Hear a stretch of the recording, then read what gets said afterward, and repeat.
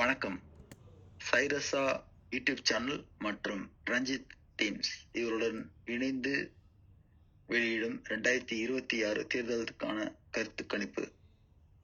இந்த கருத்து கணிப்பில் நாம் மூன்றாவதாக பார்க்க இருக்கும் தொகுதி திருத்தணி தொகுதி.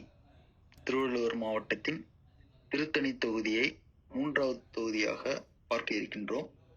இந்த திருத்தணி தொகுதியில் திமுக 52.1% வாக்குகளை பெற்று வெற்றி பெற்றுள்ளது.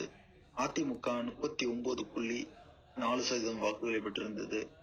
நாம் தமிழர் 5.2% வாக்குகளும், நோட்டோ 0.6% வாக்குகளும் பெற்றிருந்தது. இந்த திருத்தணி தொகுதியை பொறுத்தவரை எஸ் சந்திரன் என்பவர் 1,20,314 வாக்குகள் பெற்று வெற்றி பெற்றுள்ளார். அவரை தொடர்ந்து 2ஆம் இடத்தில் ஜி ஹரி 91,061 வாக்குகள் பெற்றிருந்தார். 3வது இடத்தில் எல் அகிலா, நாம் தமிழர் கட்சியைச் சேர்ந்த அகிலா 12,007 வாக்குகள் 5.2 வாக்கு சதவீதம் பெற்றிருந்தார். இந்த திருத்தணி தொகுதி பொது தொகுதியாகும். இந்த தொகுதியில் மொத்த வாக்காளர்கள் 2,76,906. அதில் ஆண் வாக்காளர்கள் 1,36,577, பெண் வாக்காளர்கள் 1,40,329. மொத்தம் இந்த தொகுதியில் பதிவான வாக்குகள் 2021 பதிவான மொத்த வாக்குகள் 2,30,959. அதாவது 84% வாக்குகள் 2021 பதிவாகி இருந்தன. அதில் நோட்டோவுக்கு கிடைத்த வாக்குகள் 1,665, 0.6%. ஸோ இந்த தொகுதியை பொறுத்தவரை இந்த தொகுதியில் திமுக 4 முறை வெற்றி பெற்றிருக்கின்றது.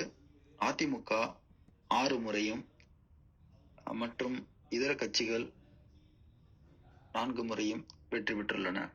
இதில் 2006ஆம் ஆண்டு வெற்றி பெற்று எம்எல்ஏவாக இருந்த ஜி ஹரி அவர்கள் கடந்த தேர்தலில் திமுகவிடம் தோல்வி அடைந்துள்ளார். தற்போது 2026 கருத்து கணிப்புப்படி முதல் இடத்தை வெற்றி பெற்று முதலிடத்தை பிடித்த கட்சி திமுக 29% வாக்குகள் வித்தியாசத்தில் வெற்றி அடைந்துள்ளன. கருத்து கணிப்பின்படி அதிமுக 24%, தவாக 26% பெற்றுள்ளது. நாம் தமிழர் கட்சி இந்த தொகுதியில் 17% வாக்குகளை பெற்றிருக்கின்றது. எந்த கட்சி ஆதரவு என்று தெரிவிக்காத மக்கள் 4% பேர். ஸோ அவர்கள் தேர்தல் சமயங்களிலே அவர்கள் முடிவுகளை எடுப்பார்கள் என்பது அவர்களுடைய எண்ணமாக இருக்கலாம்.